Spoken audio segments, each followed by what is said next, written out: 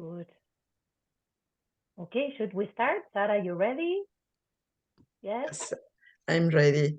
Hello, everyone. It's good to see a very good number today for this webinar. I'm so pleased to host this webinar to facilitate in behalf of the International Council for Survivors of Torture. Thank you so much. Buenos días, bonsoir, bonjour tout le monde.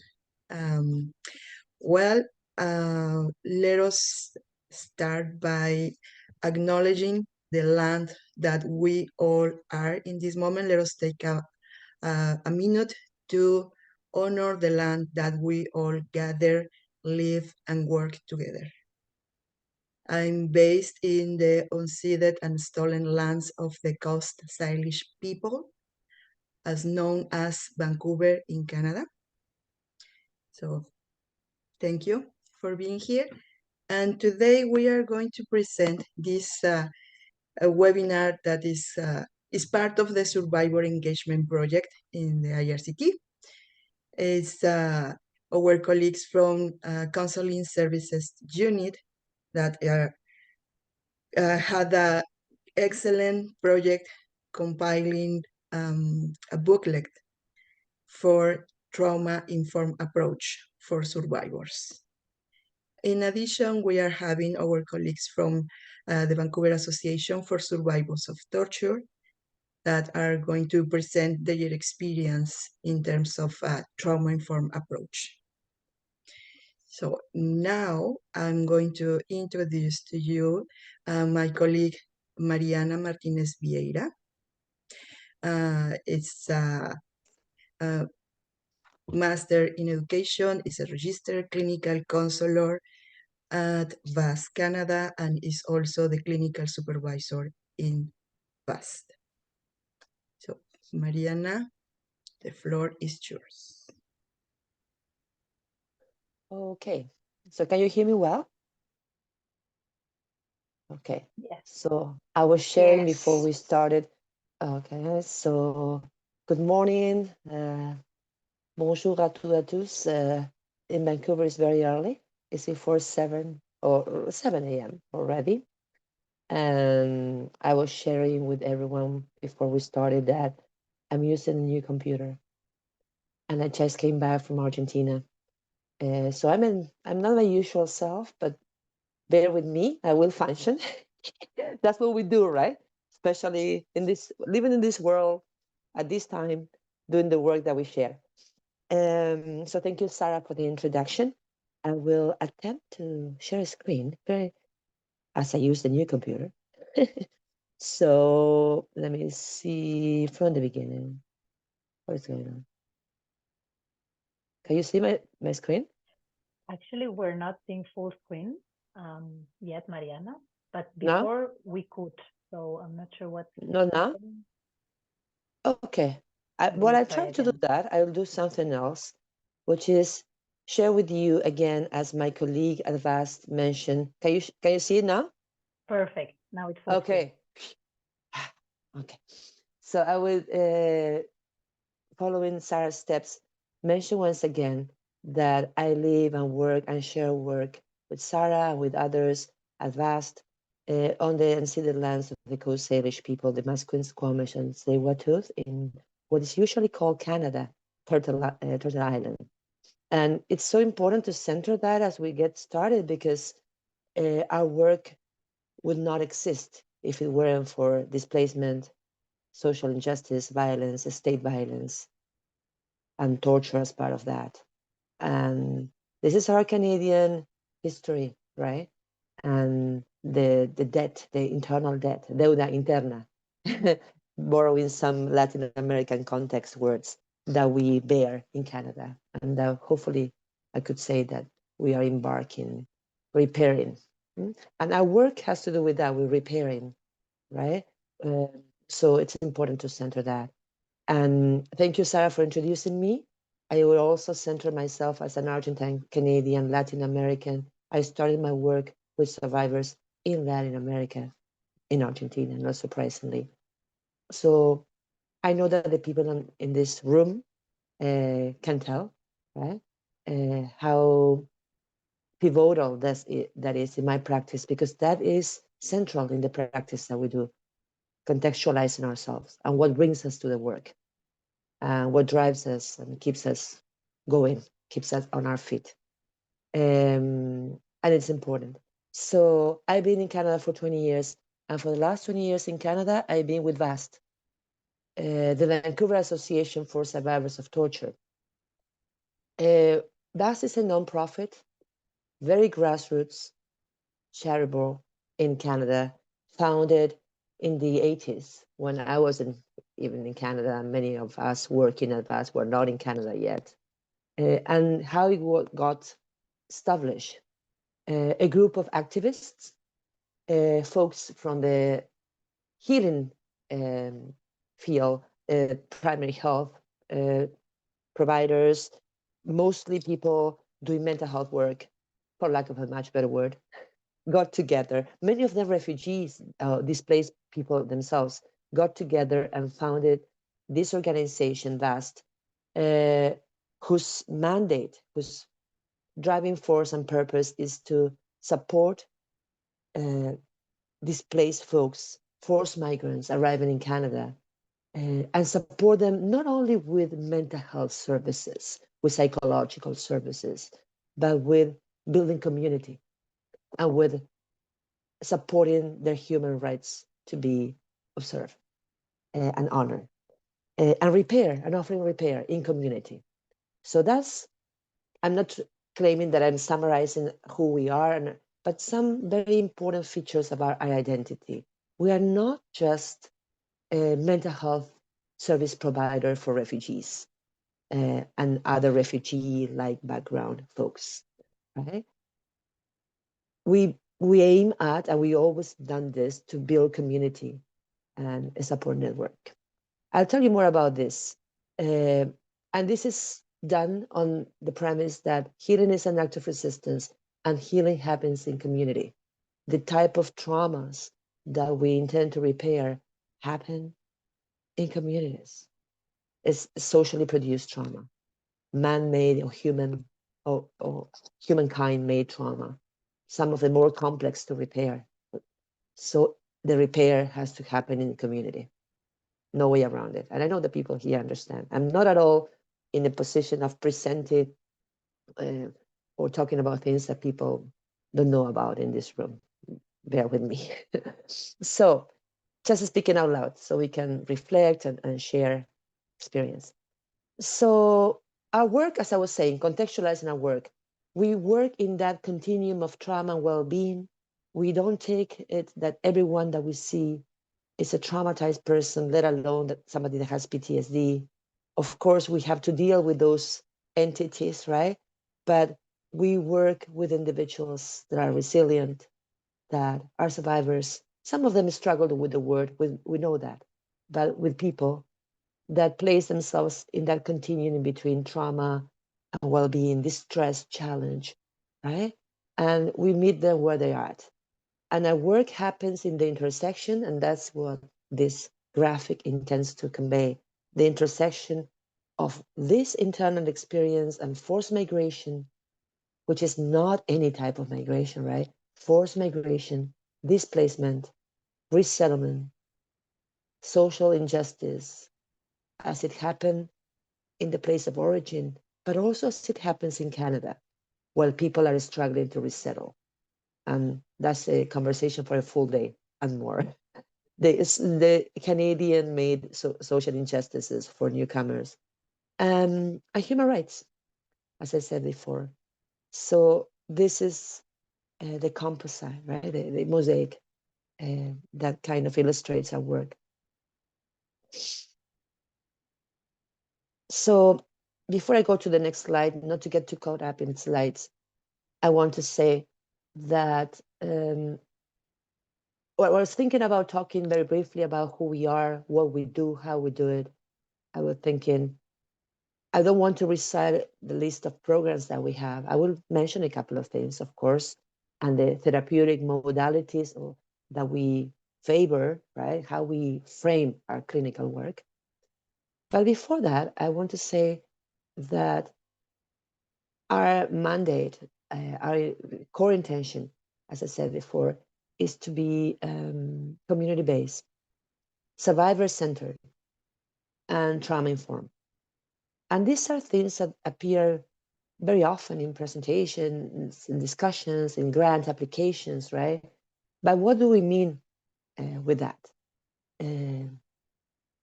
Doing things and working and being with survivors in a way that is survivor-centered and trauma-informed.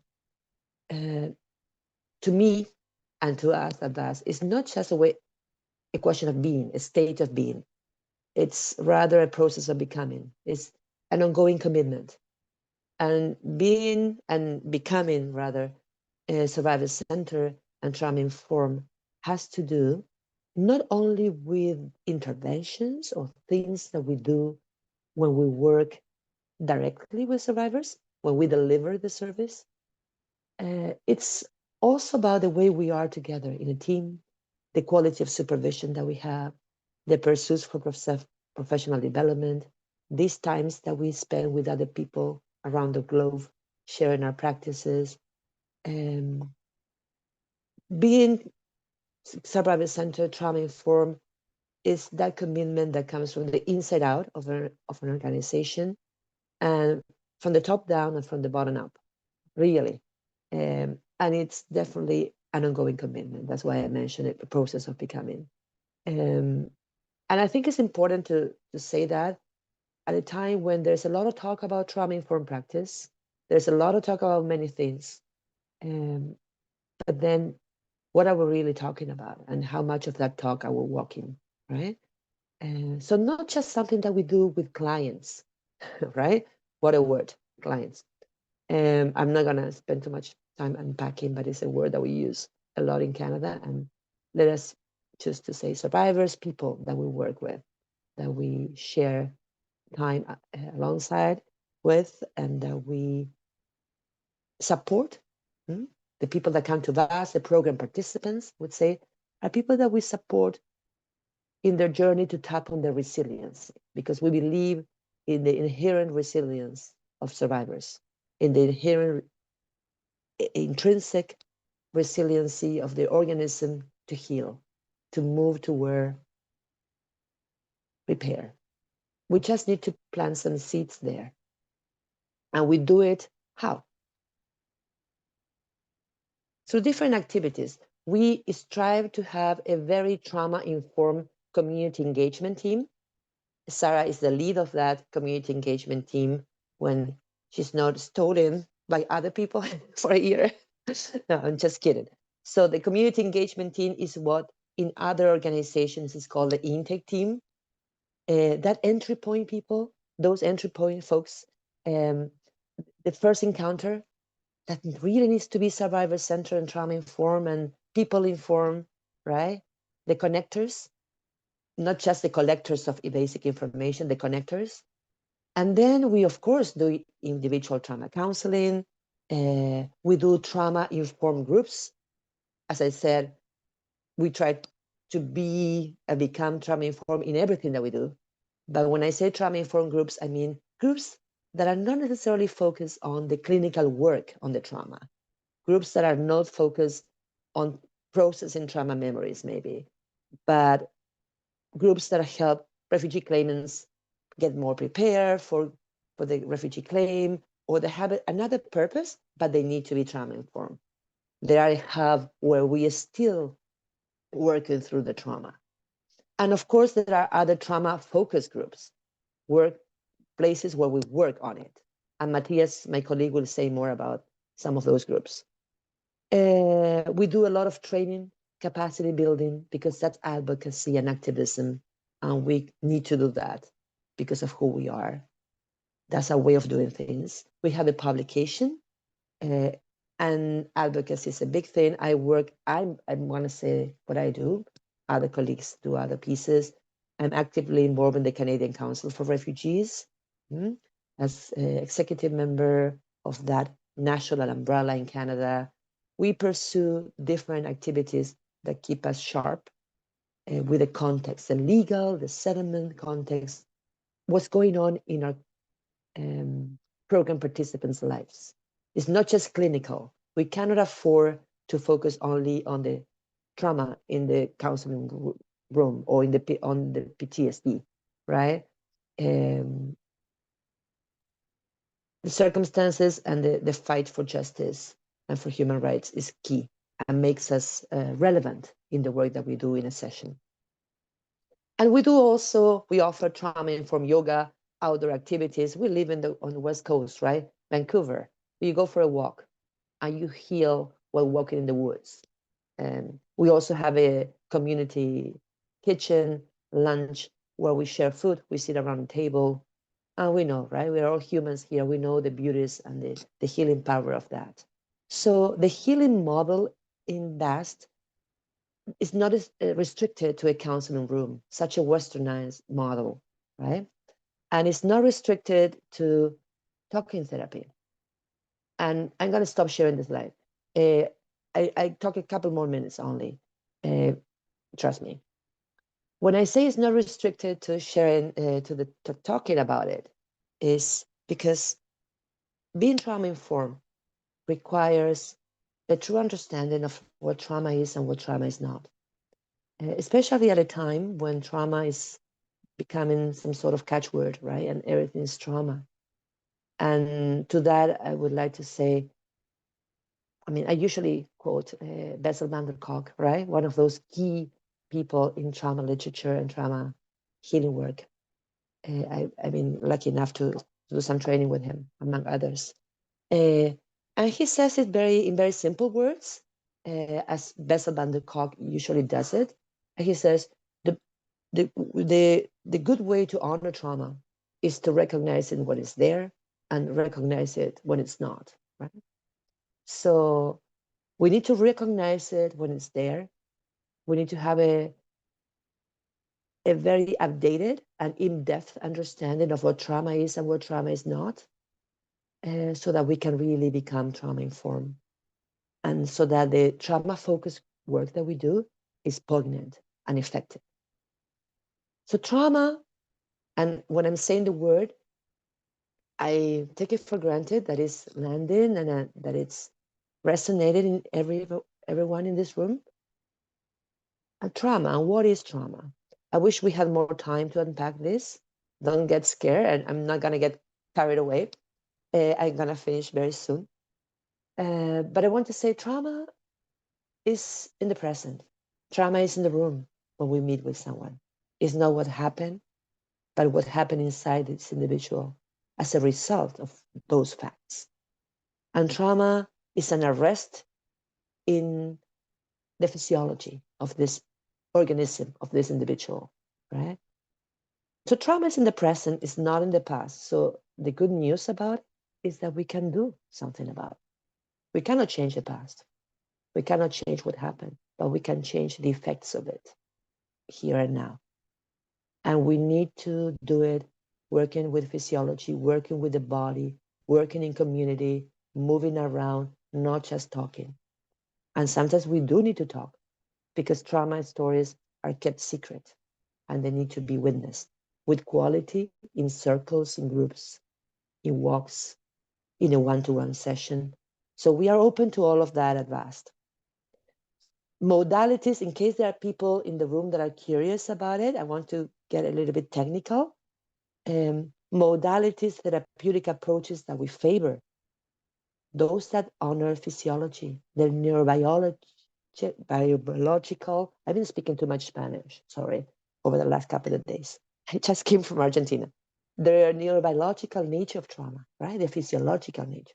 So we need to work with things like somatic experiencing, Peter Levine's somatic experiencing, Pat Ogden's sensory motor psychotherapy, body-based talk therapy. We need to work with dialectical behavioral therapy, DBT. We need to work with EMDR. We need to work with expressive art therapist. And expressive art therapy is something that I will defer to Matias, who's coming next very, very soon.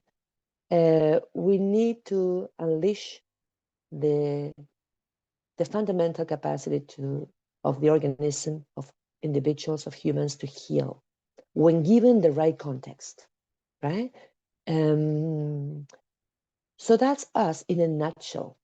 I could say much more, but it's good to leave things unsaid and pronounced and to foster curiosity and pass it on. So I'm passing on the talk stick right now. And I want to thank everyone. I mentioned expressive art therapy, so I think it's a good place for Matias to piggyback. Thank you so much. Merci beaucoup. Y gracias a todos. Thank you, Mariana. I don't know if there are questions, or do you want to keep the questions till the very end? Do we have an agreement to keep the questions to the very end to give the opportunity to the rest of the speakers? Or do you want to send the questions and the speakers can check in order to see? Are you asking me, Sarah? Asking the floor. I assumed that we were doing that. That's why I wanted to pass it along earlier, right? So that we can have time for questions and perfect. I don't know. Thank you.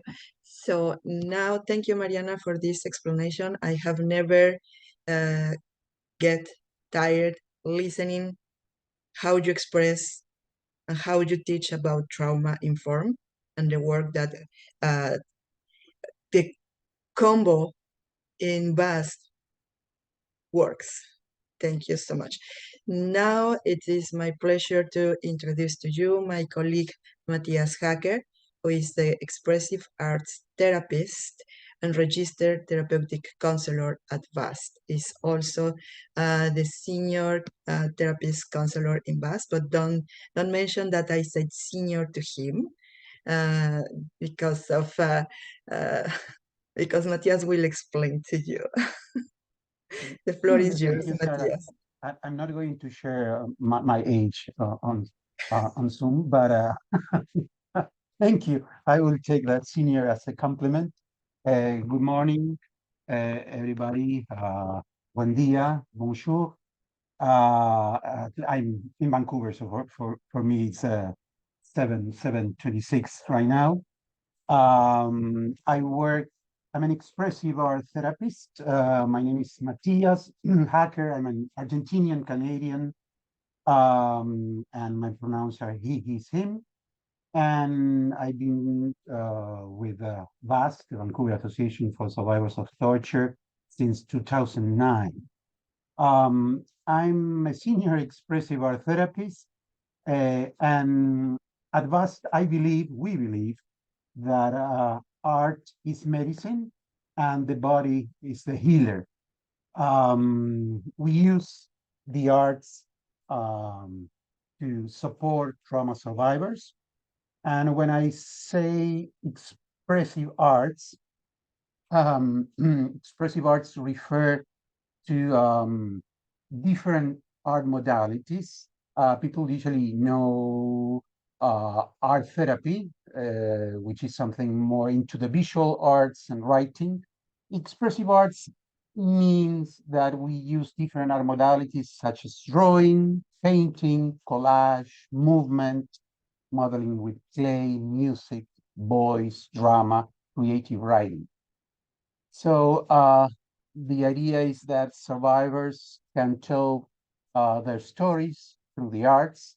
We have a group that we call Art Making Community. We launched that group during the pandemic, and the group is a hub where we can make art with the trauma survivors and they can tell their stories. The goal of the group and in general, using art, is to restore imagination, usually hindered by trauma. I would like to quote Bessel van der Kolk. If you can't imagine, you cannot change your life. And I think that's perfectly well said, and that is something that we help with the arts. That's the way we support trauma survivors. When we work with the arts, we follow some principles. First of all, when we invite trauma survivors to participate, we tell them that there is no right or wrong. There is no one way to make art. We work with non-artists, so that is something that we explain right from the beginning. And we also work with the principle of low skills, high sensitivity. It's not important when somebody makes art, it's not important for us how artistic is a person. What is important is the sensitivity towards the arts. And we work with this, I'm going to quote Samuel Beckett, we dance first and we think later. Usually in our Western society, we learn or we are taught to think first and then to do. With the arts, we kind of change that process. We invite people to create and then to reflect on that. And we work, as I mentioned, we work with different art modalities, different drawing, painting, modeling with clay, voice, drama, music, creative writing, and we work intermodally. So we move from one art modality to the other. So those are kind of the main principles, golden principles that we work with. And I would like to say, working with trauma, since the hallmarks of trauma are paralyzed and hopelessness, that is something that the arts can bring a different view. Arts are body-based. You work with the senses. Arts are a very safe space to create. We know that in order to support our participants, we need to provide a safe space where they can regulate, where they can stabilize, and that is the arts can create a distance from pain, and participants can work, can make art and tell the stories from a safe place. The arts help participants to be in the present. They are sensory based, so that's something that participants can enjoy and can help them not to be in trauma land, to be more in the present. And the arts tap on inner resources, and as I mentioned, they restore imagination, and they are a bridge into the world. So talking about the 3 stages of trauma recovery: stabilization, regulation, safety, processing trauma memories, and reconnecting. That is something that the arts help with the 3 stages. Arts create a field of play. They are a universal language. They are culturally sensitive, and yeah, it's a new way of communication. Trauma survivors can express feelings, sensations, thoughts, and make and shape them into art forms. And well, because art speaks louder than words, I would like to share screen and share with you some art made from refugee claimants, from survivors, trauma survivors. So I will try, let's see if this works.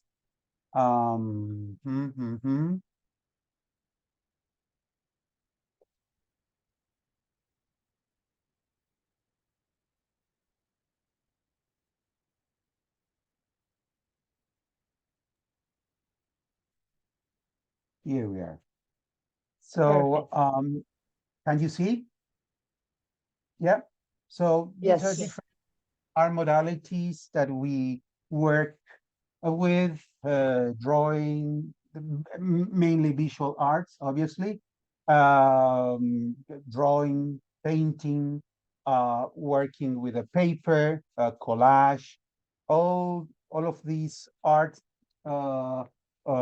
pieces were made from by our participants. We created we launched.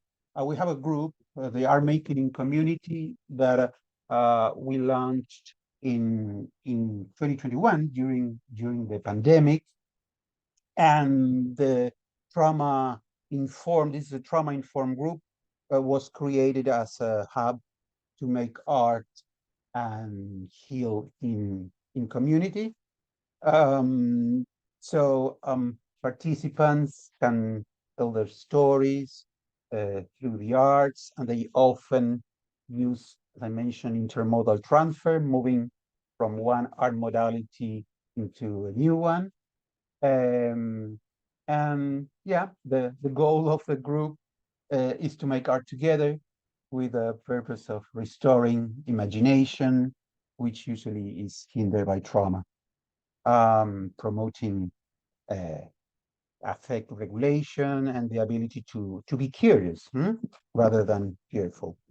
So the group setting promotes a sense of belonging and safety. Yeah. Also work with Play-Doh, or work with clay, Play-Doh.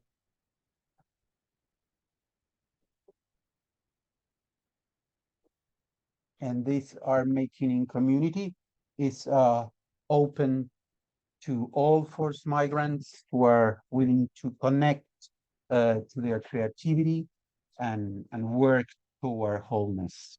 This is what I was talking about the low skill, high sensitivity principle, which means that there is no artistic experience required.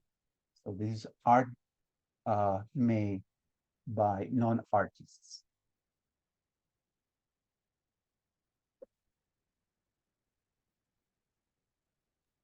And if I may, as your colleague Matias witnessing your great work, because I want to add that there are several expressive art therapists at DAS. Matias leads that group. I'm the clinical supervisor, but Matias really mentors and leads the expressive art therapists. An expressive art therapist is done through this art making community group, which is working on the trauma.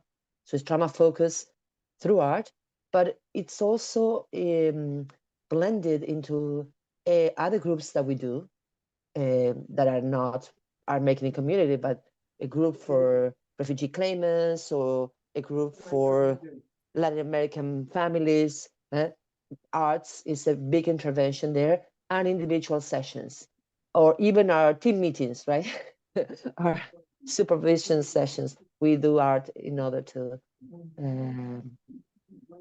turn inward. Thank you, Mati. Gracias. Thank you, Mariana. Yeah. Okay. There you are. I don't know if I mentioned one of the main modalities we use is movement. Lots of movement that is really important in the process of trauma recovery. So thank you, everybody. And if you have questions, please feel free to ask. Thank you, Matias. I will never get tired about seeing and being a witness of the work that my colleagues in BAS, the clinical team, are doing in order to support and to be part of this rehabilitation slash healing journey for people like me. Thank you so much, Matias. And now let us keep moving to have more opportunity to share and to ask for questions. Yes, now it is my pleasure to introduce to you my colleagues from Counseling Services Unit in Zimbabwe. This work is related to Survivor Engagement Project. Lisa, I don't know if you want to step into and explaining a little bit in order to get a better context about this work. Sure. Thank you very much, Sarah, and really nice to join esteemed colleagues, Mariana and Matias. Fantastic and really inspiring presentations. Yeah, the survivor engagement project or program globally in IRCT, which is the global movement of 165 members, it was pushed forward by members to say, we want to do more with survivor engagement. Survivors can be co-designing, co-creating, should be speaking, should be part of our boards, should be in decision-making positions. I mean, completely pushing this organization to realize and to move more strategically in this direction. And it's been nice to follow some of the members who are really showing leadership. So there's a steering committee for survivor engagement created among the membership. So the Secretariat, we're here to facilitate what the members want to do with this theme, how they want to drive it, where they would like to go. And different centers go in different ways, which is awesome. But this platform, as you're joining us today, allows us to share best practice, experiences, challenges, problems we might run into. And it creates a safe space also for us as practitioners to get together around some of these issues. At this point, the greatest success, I believe, is that there's a development now of a survivor advisory board for the governance of this global movement. We're on a pathway to getting there. And there are a lot of fascinating projects that members are now implementing, learning from each other, growing from each other, being guided by each other. So thanks, Sarah, for the time, but back over to you. And I'm more than happy to answer any questions you might have.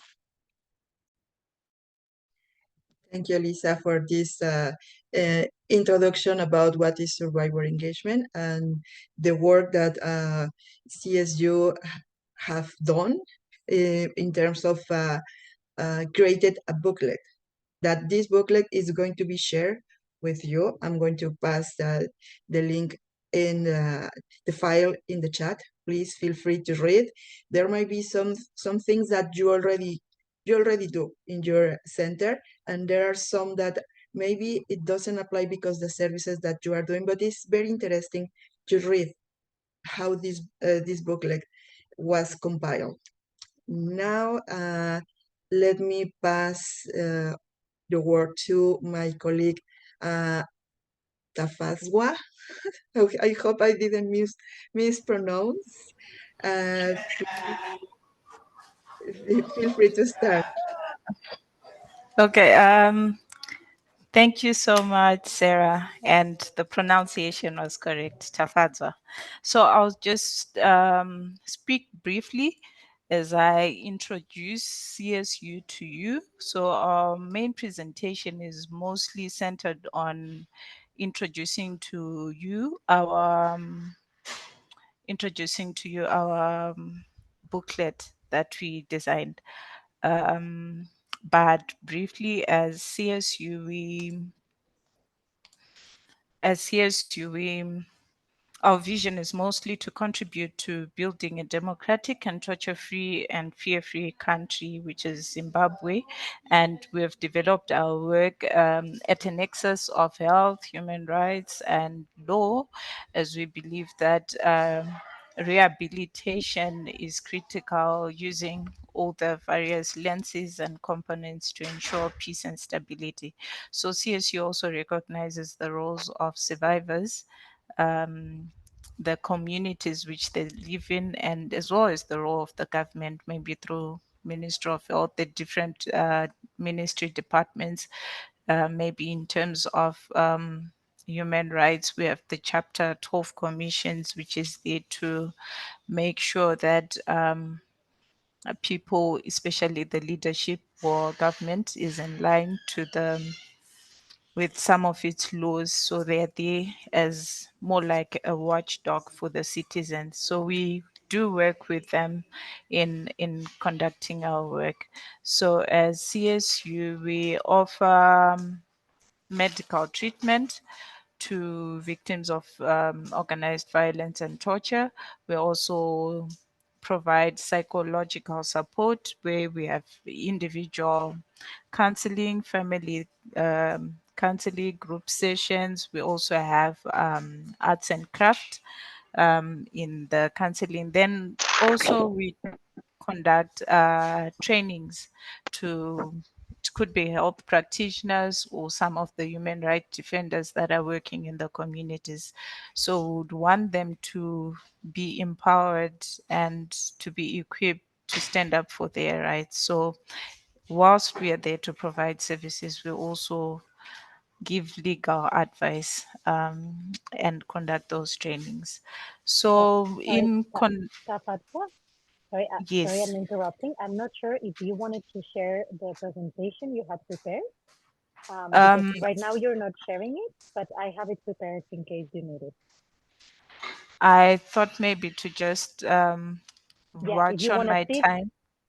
no worries. No worries for now, because I'm just introducing Jess will come after me. Good, just in case you need. Yes.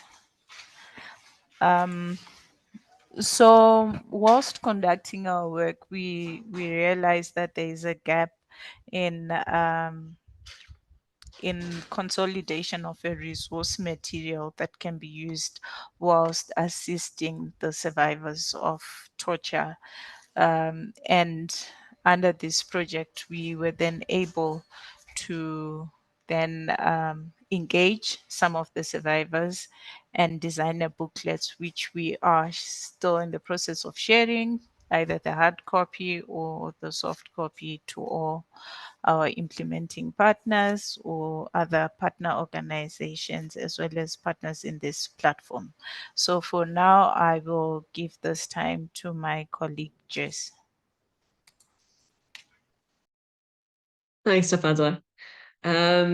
Yeah, so just to give a bit of background to myself, I actually don't have a background in trauma, so I found the presentation from Mariana and Matias very interesting, and yeah, I'm very appreciative. Thank you so much. But just to explain that I was brought on as a consultant for this particular project. My background is in teaching, and so I guess my main skill is listening and then collating information and trying to organize it in a way that makes sense. And so just to say from the offset that a lot of this project was about learning, particularly from survivors of trauma, and then listening to colleagues who have been working with survivors of trauma and trying to extract best practices from that. And also just to say that this is obviously, in a way, this is a bit of a living document. I expect that as we hear back from colleagues in different organizations and from across the world, we will add to it and continue to add to it and improve it as we go. But just a little bit of background as to how we developed this booklet. I was wondering if I could share my slide. Sorry, lost my place. Would I be able to share my screen? Yes, sure. You can go ahead. Otherwise, I have it prepared as well here. I've improved it slightly. So I'll take it from here. Can you see? Yes, maybe you can put it from the beginning, like there, yeah. Cool. And then if you click on from the beginning, then we see it full. Okay, great.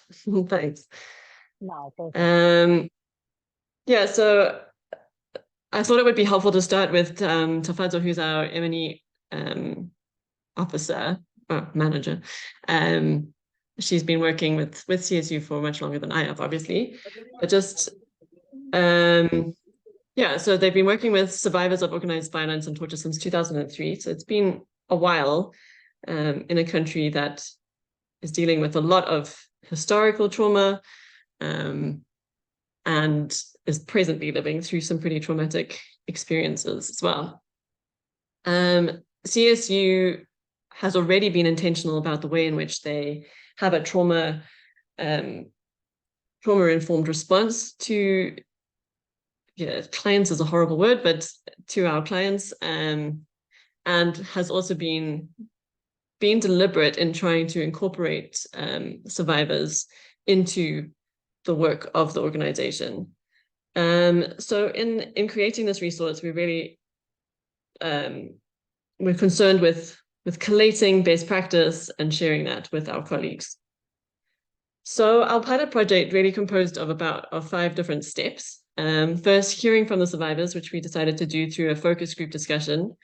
Because this was a pilot project, we only used a very small sample of our clients, and we chose 10 survivors who have been part of our CSU programs, either all the way through or are currently still receiving different therapies from the organization. We tried to select as wide a range of participants as possible. So trying to balance gender, age, geographical location, although that was limited, and from a wide range of different type of trauma experiences as well. In the survivors focus group, what I tried to do, drawing from my teaching practice, is to try and help survivors to engage with their stories and with their experiences in as practical a way. And it was interesting to listen to Matias, and as some of our activities were very much about presenting through art and graphics a bit of their story, which perhaps a lot of survivors struggled to give words to. So we had 3 main questions in the first stage of this focus group. What motivated you to seek assistance? What were the advantages and potential risks of seeking the help? And where did you turn to for assistance? And then for them to brainstorm on a piece of paper, just words and feelings about how they felt about that experience.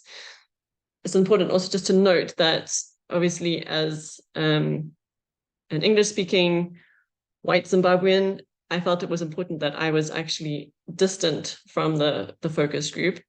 So the focus group was led by counselors and other employees at CSU who are really familiar with the clients who were involved. And then my job was to then, using video and audio recordings and obviously the artworks that were created afterwards, to extract the information from that. But just going back to this, as you can see, there's a bit of a word cloud here that sums up some of the words that characterized survivors' feelings about about seeking their assistance.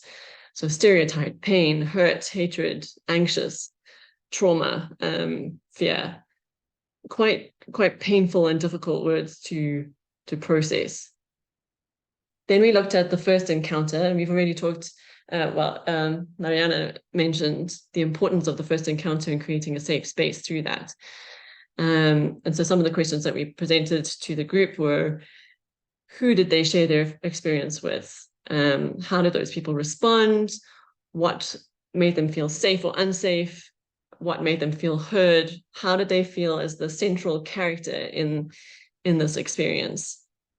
And for this, we also asked each survivor to represent their first encounter in a diagram or in a picture And it was particularly interesting to me as a bit of an outsider to this, to trauma-led or trauma-focused activities, just how much survivors really went to town with this. This was probably the most engaged with the task that the survivors were, which I thought was interesting, because I think my assumption was that they wouldn't want to talk about their trauma too much, but actually it seemed to be a really cathartic experience, and the pictures were surprisingly detailed and, I mean, very difficult to look at as someone who was an outsider, but really interesting to see how much of that trauma was represented on these pages. After that, we moved to referrals and alternative encounters. So after the first encounter, how have survivors engaged with their therapy thereafter? So some of the questions: what did they do next? Were they referred to anybody, and how helpful was that, or how important was it? Then a focus in on agency. So did you feel that you had the agency to say no to receiving further support if you didn't want it? I feel like that element is often missed in some of our practice, just allowing survivors the chance to back out if they want to, and to refuse further therapy or help for whatever reason. Were you encouraged to make your own decisions about your recovery options? And looking back, what did you find most helpful in your recovery journey? Through this, we asked participants to map their recovery journey, just to show where they felt they were on their journey, and indicate through any symbols or images what some of the problems and difficulties have been. In this particular task, what I found very interesting was how much survivors focus their concern and anxiety on their dependents. So particularly mothers of their children, and also older or other dependents who are part of the trauma circle, but may not be the direct recipients of the trauma or the therapy. And it was interesting to me just to think about in our practice as people working with survivors of trauma, to what extent are we considering the broader social circle in which or context in which these people live their lives. So that was something that I thought was quite important to highlight as well in the booklet. Finally, the last thing that we asked participants to do was to think about what they would want people who are engaging with trauma survivors to think about, either through organizations or individuals, and just to get their thoughts on what they felt was the most important and most significant to them in terms of receiving help from organizations like ours. So that's a bit of background to the focus group and where we harvested information from. And essentially what these discussions elicited was that there's 5 key principles that should undergird all our engagements with survivors of trauma. And I'm pretty sure that none of these will be a surprise to any of you who work in this field, but safety, respect, empathy, agency, and empowerment, and making sure that every single step of our engagement with these people is founded on these principles. I go into more detail in the booklet. The other key principle to think about is the idea of continually looking, listening, and leaning in.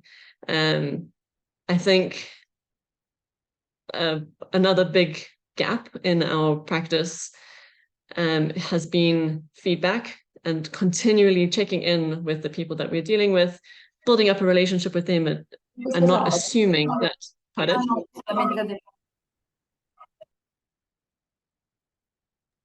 Sorry, go ahead. I just muted someone who had background sound. Sure, no problem. no, just the principle of continually feeding back and checking in and making sure that we're not making assumptions about where people are at on their recovery journey. So yeah, to think from the beginning all the way through about how we can recenter the survivor in our treatment process. So some of the key things were understanding the motivation of somebody seeking assistance and making sure that we don't assume that they're looking for legal help, or they just want some counseling, or often it's actually about listening very carefully and understanding that motivation is probably quite complex and a lot more involved than we might assume initially. Then thinking through first encounters, especially as an organization, thinking through the very practical steps of how does somebody approach an organization, how do they access the assistance that you're offering. Then in the process of once somebody is engaged with your services, how do we follow up? How do we refer onwards to other people who might be able to offer specific help? And importantly, in that, incorporating existing support structures and dependence, and being very conscious of the support system that a person already exists within, and not assuming that they are completely at the mercy of your organization or even your partners. Another key thing that was really important is thinking about an exit strategy, and making sure that throughout the process, there is, first of all, the option to exit at any point for an individual, but also that it's being carefully thought through so that a person is not either just left in the lurch halfway through their journey before they're ready to leave, but similarly that you don't hold on to anybody for whatever reasons. Then the second part of our knowledge harvesting involved looking at practitioners and their focus, looking at the work of CSU and trying to harvest some best practice from the practitioners who have really been working in this context for some time. And just some key points of focus here were just thinking about organizational intentionality, which seems obvious, but often isn't, and is something that continually needs to be revised and revisited, and thinking through a trauma-informed approach, but also how to center the survivor in their own healing journey. Another critical thing in this focus group was talking with staff about how organizations care for their own staff as well, and not neglecting not forgetting that employees who work with trauma survivors are often traumatized themselves of secondary trauma. And so how to be more intentional about how to incorporate staff care into our practices. And so you'll see in the little booklets that there are some very practical steps for organizations to think through some key questions about how they can be better trauma informed and survivor focused, and also how to be more intentional about their staff care. And that is pretty much it from my side. I'm going to hand over back to my colleague Tafadzwa, who's going to just speak a little bit also about some reflection and feedback that we got from our participants after we had compiled the booklet. We took it back to our participants and asked for their feedback and thoughts. So I'm going to just hand over back to Tafadzwa on that. Thank you. Thank you, Jessica, for bringing us to the process, how all these focus groups were set. And I just want to jump into one thing that you mentioned about your background is listening. Believe me, in this work, in this trauma-informed approach, active listening is the key point of engaging someone. Thank you. Now the floor is yours, Tafadzwa. Thank you.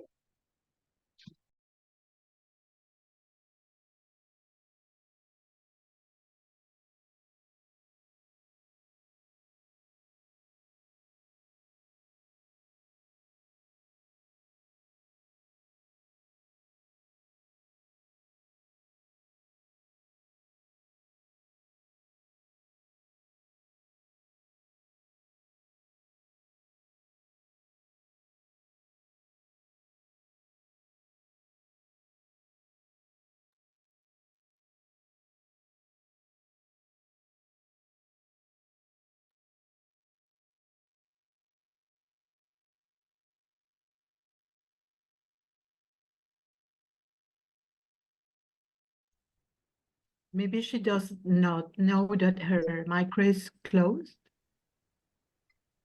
Yeah, actually, I was trying to ask her to unmute. I'm not sure if she's seen my request.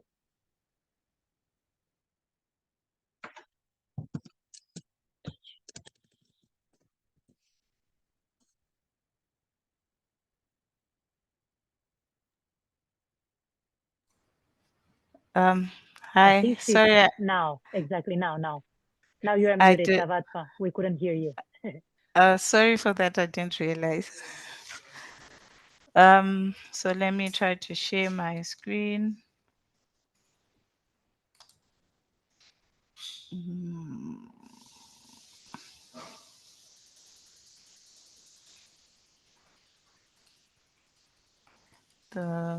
Sorry for that.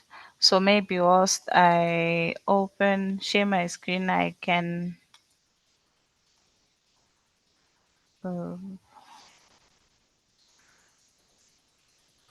Okay.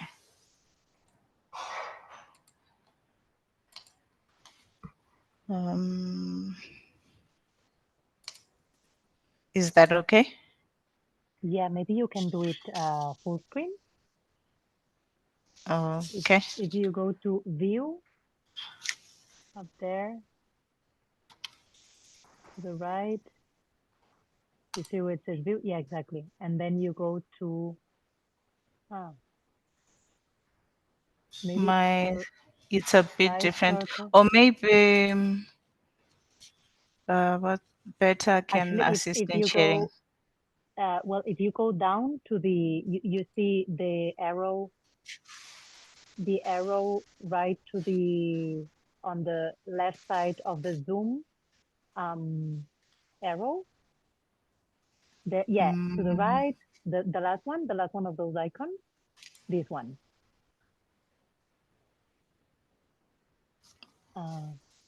Maybe you click again. Is that okay? From my side, it's already. Okay.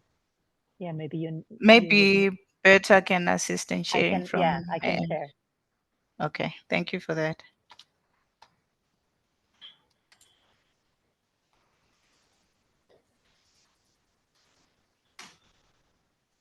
Feel free to start and I'll get you on the slide.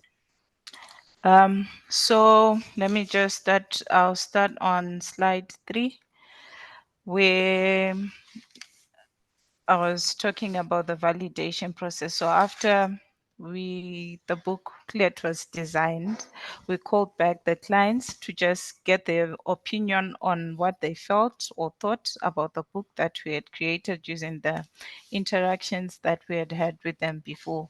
So we tried gathering some first impressions whilst we were handing out booklets. We went through the whole booklet, clarifying any points that were probably not clear to them. Then we try to get feedback from the clients or any additional input which they thought. Then from the feedback from survivors, that's slide 4. So the key things, there were mainly 5 key things that came out from the feedback. The first part was the healing part, where the survivors expressed how how the process felt was a healing to them. They felt that sharing their encounters, discussing about their experiencing was soothing and relieving to them.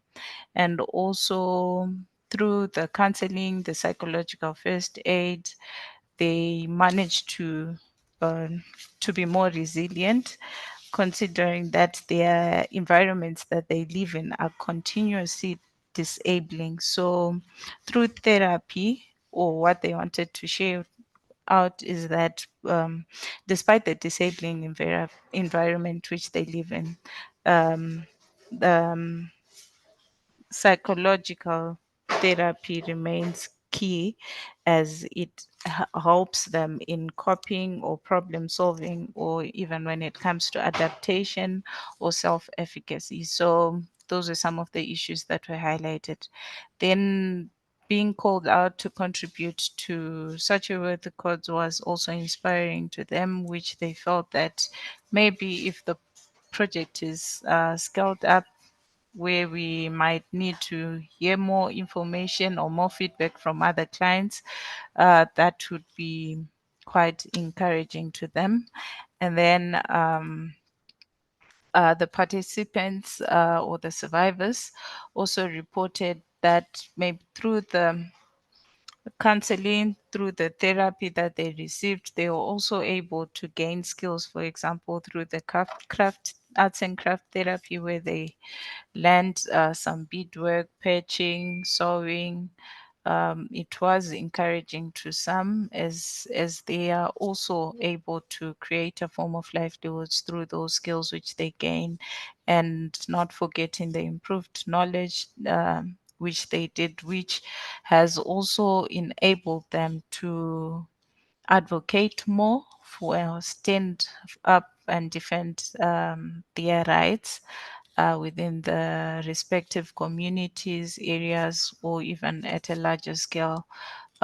So through the therapy sessions, through the continuous engagements, and maybe through the booklet, they hope also that it will increase awareness amongst their peers that despite what they may have faced, there is always a way out. And therapy does help. Then the rating of the booklet, we out of a scale of 5, where 1 being the least and 5 being the most useful. The average scoring from the survivors was a 4. So some of the best practices that we managed to identify was the issue of survivor-led management, which Jess already highlighted, and the staff self-care, as well as discussing departure strategies. I think a concern raised by the survivors was at times they might not be in a position to be, or prepared, mentally prepared, to be weaned off from the support that they'll be getting, but maybe through the discussions, the conversations, the treatment, or the therapy, if some of those could come up during treatment, it will leave them well prepared or to take up whatever that they may come. So as we were also doing the validation process, one of the key things that we found, a key lesson that we also managed to find out, was that these survivors live in a disabling environment. So at times there is continued victimization. So it's more of a complex trauma that they are living in, and there are constant triggers. So whilst therapy is being provided, or more therapy sessions may be needed in order for them to build resilience, but there are other surrounding issues that may affect them. So the partner organization or the service providers, the clinicians, may need to also look at other lenses when assisting the survivors of torture, because maybe their family systems, their ecosystem perspectives that or even cognitive, that affect them. So all those lenses may need to be put into consideration whilst providing support or care to these clients. Then maybe regards to the booklet, we managed to print 250 copies. We are sharing both electronic and the hard copies from the IRCT partner organization or our own local partner organizations. And to date, we've distributed 140. So in our distribution, we are a bit considerate on the services that some of the organizations or service providers are providing. It's not just an issue of giving the booklet to anyone at times, but someone who is in a position to then help. They can be health workers, they can be social workers, they could be church leaders, community influencers. So that's what we are doing in distributing. Then as for impact, so integrating survivor engagement into rehabilitation contributes to improvement of rehabilitation ways. I think some of them have been highlighted: improving trust and mutual respect between the survivors and the caregivers, the healthcare workers, or empowering the participants to make choices based on their needs. And that also aids in their healing process. Then the integration of survivor engagement also enables a sense of belonging and validation and support through connecting with other survivors who may have encountered similar circumstances or violations. And this positively impacts their social well-being to have someone whom they can talk to, share with a story without being misunderstood. So that kind of support is also key. I think the last part from me would be, whilst the booklet's influence is yet to be felt, distributions are still underway. We're still trying to get feedback from other partner organizations that we have shared the booklet to. So I think we will share sometime during the year the feedback that we'll be getting. So of late, it's mostly feedback from survivors. We are yet to hear from the practitioners how helpful the booklet has been to them, so that if there are also other areas that we may need to consider or make adjustments, amendments, add, we will do that. I think from CSU, this is what we had prepared for you. Thank you.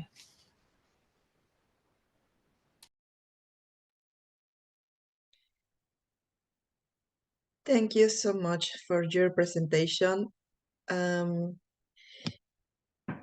I already sent the file to the participants. Please feel free to read, to digest, and because it is part of how we do and how we work and how we are improving our daily job.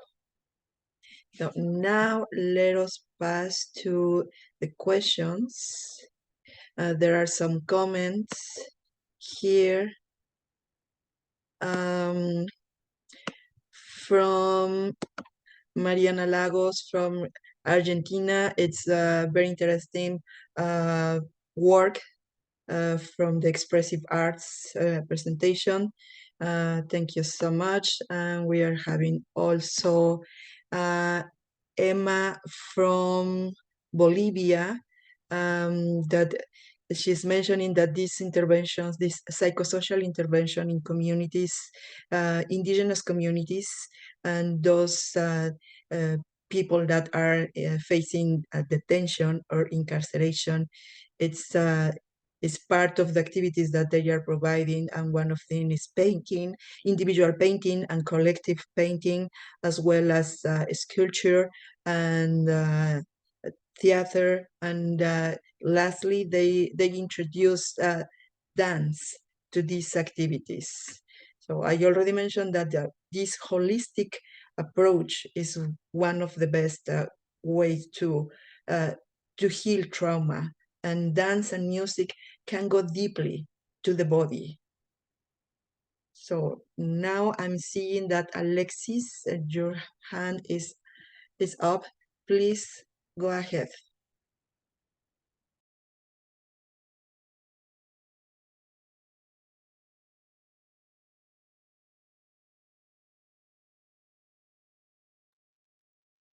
Unlike, yeah. Vous m'entendez?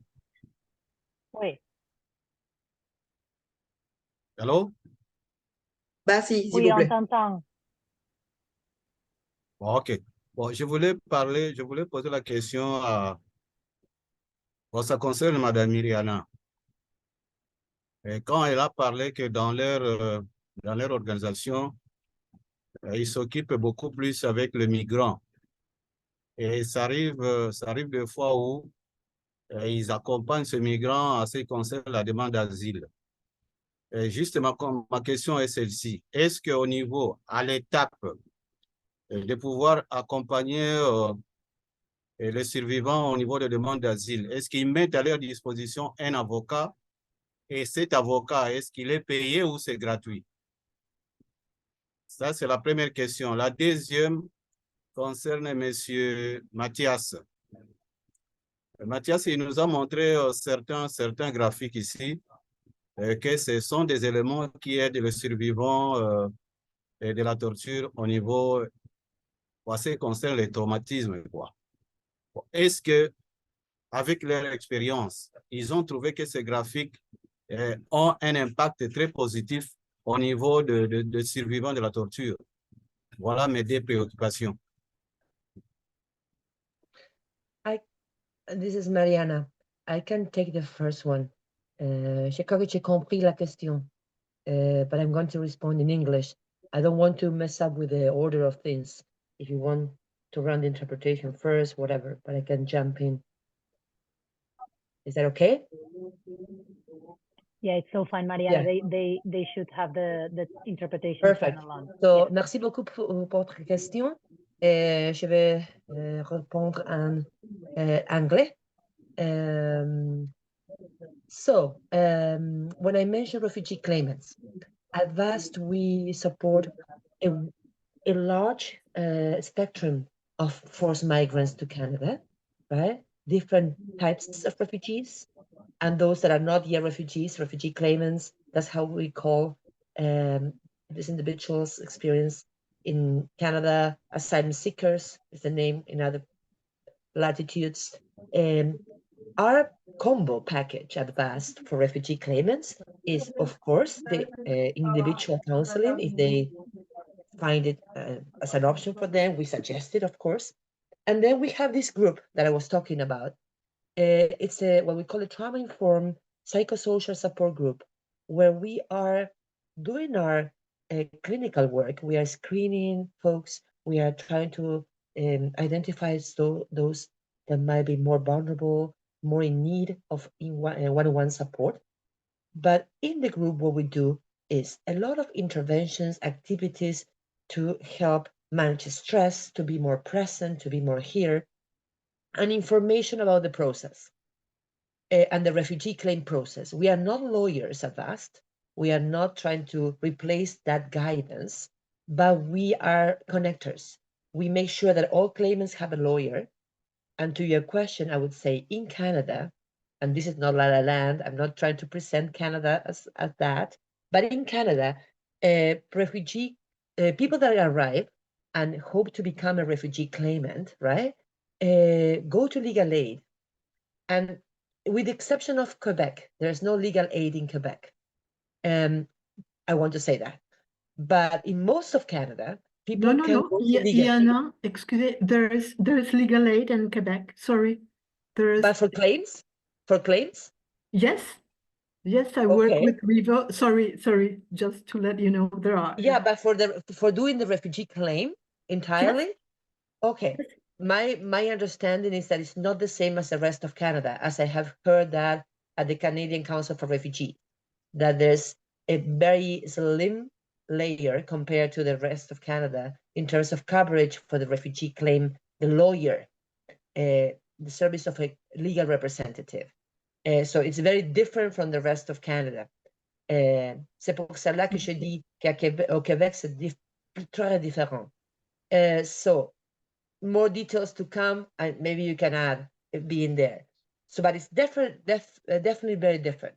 So in BC and in most provinces in Canada, there can be full coverage of the legal representation services. Full coverage means a limited number of hours, and refugee claimants can work with a lawyer and with an interpreter. We at VAST know that. We try to make sure that people have a lawyer, that the relationship with the lawyer, the communication with the lawyer is something that they can feel at home with, that they feel centered, grounded in that relationship, right? And another piece that we do at VAST, oftentimes, not always, is in those cases when it's pertinent, when it's needed, we provide psycholegal documentation. Actually, Matias and I are the two clinical members that write those reports that intend to support the participation of the claimant at the refugee hearing, right? The reports need to be requested by the lawyer. They're usually funded by legal aid in BC. And the idea is to help the board member and even the lawyer understand the challenges that this claimant may have with participation in proceedings as a result of vulnerability and the impacts of trauma. So I'm saying it this way because it's a core thing not to misconstrue. Very normal reactions to abnormal, crazy situations, and then pathologize someone's experiences. So the clinical assessment reports that I write and the ones that Matias writes on behalf of VAST, I can attest that to them being humanizing, respectful ways of describing someone's experience and the impacts of trauma, and how those impacts of trauma may stand in the way of somebody giving testimony, and how that may impair credibility. We are not trying to diagnose and to send a list of symptoms in a way that is so clinical that is not informative to a board member to make a decision on how they need to interview a claimant that has been through trauma, that presents reasonable vulnerabilities. That's the frame. And I know that people in this room understand. So I think we had a role there in trying to bust this myth that, oh, this survivor has this list of symptoms, and they cannot function. Yeah, some people have barriers. So let us, VAST, the writer, help you understand, the lawyer and the board member, the decision maker, how you need to interview this person to be trauma-informed, a trauma-informed manner of questioning. That's what we push for. And that's advocacy, and that's activism. That's what I was trying to say at the beginning of the session, right? It's not just what happens in the counseling room, it's that making the difference and seeking justice and helping the survivors seek justice for their own proceeding, refugee protection hearing. I'm going to stop there, but I hope that these comments grasp, the content of the question. I thank you, the person that participated, the champion. What I meant to say is, maybe I was a little bit categoric, but I say that in Quebec, it looks so different, right? And you guys know it very well and suffer it big time. And this is not to say that BC is La La Land. Right? Not at all. Not at all. We have our big challenges. I'm going to stop there.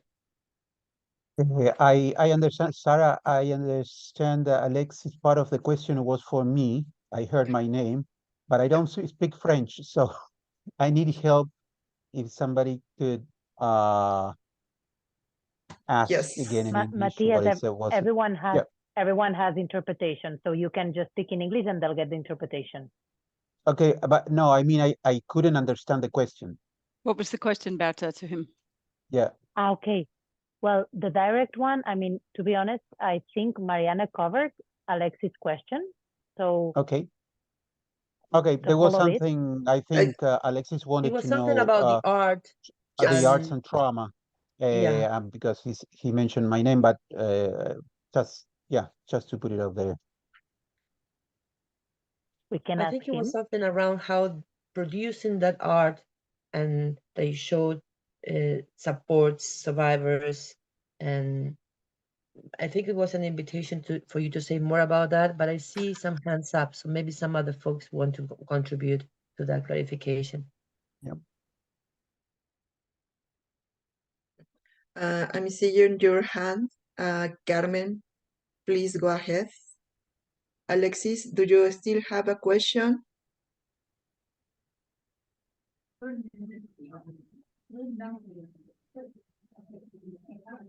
Oui, pour question des graphiques là, moi je n'ai pas bien compris la réponse qu'on a réservée. Parce que moi j'avais demandé, est-ce que ces graphiques ont un impact positif sur la vie d'un survivant de traumatisme? C'était ça ma question. Matias, I hope you are having the interpretation. Otherwise, he's asking about the effect that our therapy has on trauma. Moi? Yeah, if it's a positive effect. Yeah. Absolutely, it does. And when we work in the case, let's talk about trauma. Trauma happens in the body, it's physiological. So using arts are body-based. You engage your sensory systems, and arts allow to make changes in the physiology, in the participants' physiology.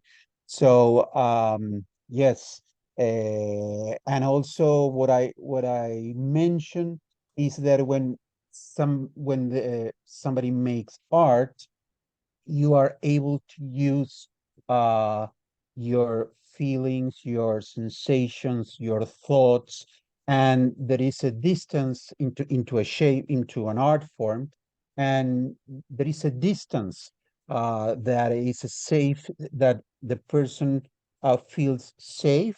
You can tell the story, your story, in a safe way, and that is part of what we know as the first stage of trauma recovery: self-regulation, safety, stabilization. And arts promote this this process. I like the metaphor of the body as a home, and the trauma survivor, because the body is so full of so many unpleasant memories, that the person leaves the home, locks the door, and leaves the home. And our work with the arts is to help support trauma survivors to go back to their homes, their bodies, and reconnect little by little. And that is something that you can only do with a body-based therapy. In this case, we are talking about the arts, the expressive arts, right? Thank you, Matias. Carmen, please go ahead. Thank you. I just want to start by thanking all the presenters, really wonderful presentations. My question has to do a little bit what I do in the States. I'm from Spain. You may notice my accent. But I work with people in maximum security prisons and women who have been victim of relational abuse, and also people impacted by gun violence. But I do a group with women that has the three components: mindfulness, psychoeducational about trauma, and then empowerment, self-defense, because I'm a martial artist and I love moving in that way. But after listening to your presentations, I wonder, is there a possibility to do like a more fuller curriculum with the opportunity for people to tell the stories, for the opportunity to art? So I'm just curious to see, how do you have so many elements, healing elements on a curriculum, and how do you deliver? Like, do you do it like 6, 8, 10 weeks, and do you kind of play with different modalities, or how do you work with that? Thank you. I can say something very briefly. Gracias, Carmen. Actually, I can narrow the reply or the comment to your question by focusing on a group that we're going to launch very soon, because it will be at this region. Surrey is very close to Vancouver. Some of you may not know. We have an immigration holding center.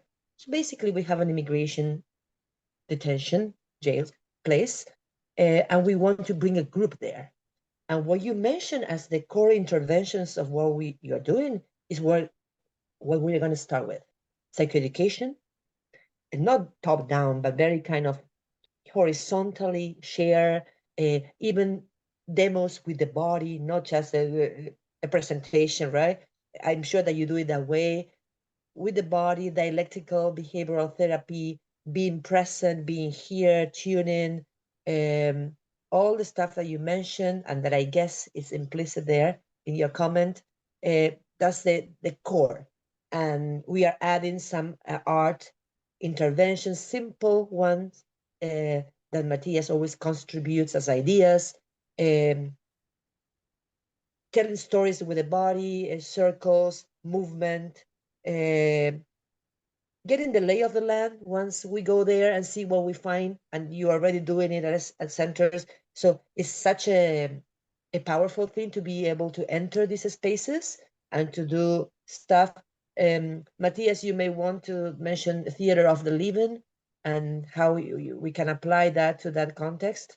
I don't want to take over there, but some interventions with these modalities that are focusing collective and creating safety and going beyond the verbal, right? I think this is another thing that I was thinking about when Matias was responding to that question about how arts benefit folks. It goes beyond words and it's so powerful and so cross-culturally sensitive. I'm going to stop there. I don't know, I don't want to put you on the spot, Matias, but I know that you also use Thank you. the theater of the Thank you, living Mariana. stuff that you're trained in, and I'm not. I enjoy it, but yeah, so I don't want to take Yeah, over. it sounds, Carmen, that you are exploring when you mentioned mindfulness, movement. I agree. The um, survivors of trauma, trauma needs to be uh, faced or worked, or the recovery happens through the body.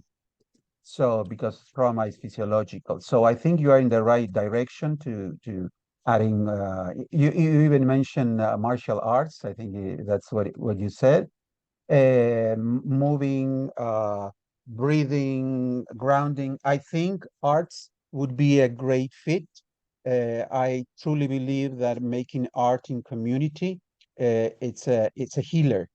And when we know that when we talk about trauma, telling stories with just telling a story that could be the worst thing you can do. I mean, using the words or connecting with a narrative, the story right away. uh, You need to create a distance. You need to go through the body to tell the story. And that's where the arts can create that distancing that is necessary to start um, uh, shaping. We're talking about sensations, emotions, and those type of expressions, to call them in a way. They are not expressed through words. You need to experience them through the body and put it in a safe way so they can be shaped and into the arts. Kind of the arts are kind of a channel to put them out there. So I think talking, uh, you might want to start with uh, maybe some visual arts, kind of mural or working together. And yes, drama, it's something unique to put the stories into to use theater with again with no non-actors, right? But creating um, kind of improvisations about what they feel it's needed to work on. I suggest that that is something you can do a kind of survey with your participants and see what interests them, right? And to move from there and to get support from expressive art therapists and or yeah to add Yeah. that to your program, because it seems that that is something that is makes a lot of sense. And I want to add that the low skills, high sensitivity that Matias mentioned before also goes to low resources or minimal resources sometimes, because you go to a detention center, as we are going as well, and you cannot have a lot of, I mean, clay. Maybe you can bring some, Matias, probably you will be bringing some, but there are limitations. So a piece of paper, a pipeline, or I don't know how you call it in other languages. So something that is simple. Through the pandemic, I remember, Matias, you doing inviting lots of interventions with toilet paper. That's something that everybody had, right? I mean, some people were stocking that also. So, Yeah, non-conventional anyways, material. yeah, wanted to mention that. An inviting expression, and instead of using words, nothing wrong about words, but to go beyond words, right? To use that media to express how I'm doing right now and tell the story of this piece, right? And I think it's a little bit of what I mentioned with the quoting Samuel Beckett. We dance first, think later. Nothing wrong with words, but they cannot. The trauma recovery process cannot start with the cognitive part. They need to start going to the body in a safe way, and because it's a language of emotions, sensations, those two parts of the brain that are activated and in a trauma response. So yeah. And disclaimer, we know how much people want to talk and tell the whole story sometimes. So it doesn't mean that we are silencing people. We are contributing other pathways to share and to be witness, so that then the story can be shared with words in a circle, in one-on-one, in a sensitive, mindful, and safe way, at a time and in a pace way. And we know that you're nodding, right? So it's not that we're doing ours to circumvent and not talk about it. It's to better talk about it with attunement, with connection to present moment, not to go to trauma land, as Matias was saying earlier. Okay, thank you so much. Gracias, De nada, Carmen. mucho gusto. Happy to stay in touch. Thank you for these questions. We are beyond the time for this webinar. So if I'm seeing Andres and Emma, if you please send the questions to us, we are going to pass to Mariana and Matias in order to be you get the response. And now I have two announcements to do. The first one is my colleague Berta is going to send the survey about this webinar. Please feel free to fill out to respond. And the second thing that I want to mention is I want to thank you, the interpreters, for the work that you are doing and supporting all of us with the language barrier that is also part of the healing process for some of the clients that we serve. Thank you so much. Lisa, I don't know if you want to say a few words other than before. This just shows, from Canada to Zimbabwe, the scope of the reach and the questions coming from organizations in Bolivia and elsewhere in Spain, right? So again, the scope of this work, it's a global problem we're challenged by, and I think there are a lot of good suggestions for solutions here today. And as always, what I see happening is this group of, incredibly strong professionals fueled by their passion, to eradicate torture, to meet survivors where they are, and to help them on their journey to survival, rehabilitation, standing back on their feet and claiming the rights that they so justly have a right to. So thank you very much for joining us at the IRCT facilitated webinar. Thanks very much for the participants. Member center staff from member centers stepping in really here, showing your experience and sharing best practice. And we hope people will pick it up, borrow. I don't want to say steal, but please borrow each other's good practice. You don't have to always recreate it yourself. You should contextualize it, right? Use it as given in your context. But these are great and I think research-based studies that you've seen here today and practice. So we can trust it and use it if we contextualize it to our own situation in the countries where we're working. Thank you very much for joining and for filling out the poll. And also thanks for the great interpretation and facilitation. See you at the next IRCT webinar, and that will be the 16th of April. The talk topic there is documenting torture. So thanks very much. See you all there. Thank you. Thank you very Gracias. much. Merci. Everyone. Ciao, Gracias. everyone. Thank you. Good to see you, Gracias. Mariana, Thank Matias. you. Muchas gracias, and Muchas looking forward to gracias a todo el staying in mundo. touch. Yeah. We keep in Yes. touch. Mm. Bye bye. Bye. Ciao. Bye. Bye.